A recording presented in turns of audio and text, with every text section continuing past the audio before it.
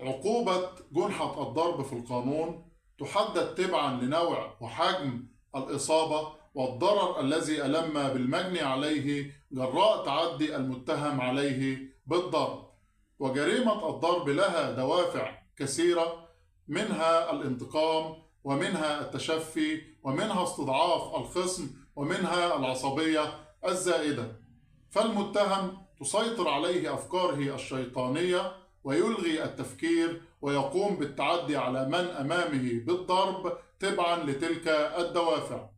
وكما تحدثنا أن عقوبة جنحة الضرب تتنوع حسب حجم الإصابة، فيوجد جنحة الضرب بدون إصابة، ويوجد جنحة الضرب بإصابة، ويوجد جنحة الضرب المشددة، ويوجد جناية الضرب الذي أدت إلى عاهة مستديمة، ويوجد جناية الضرب الذي أدى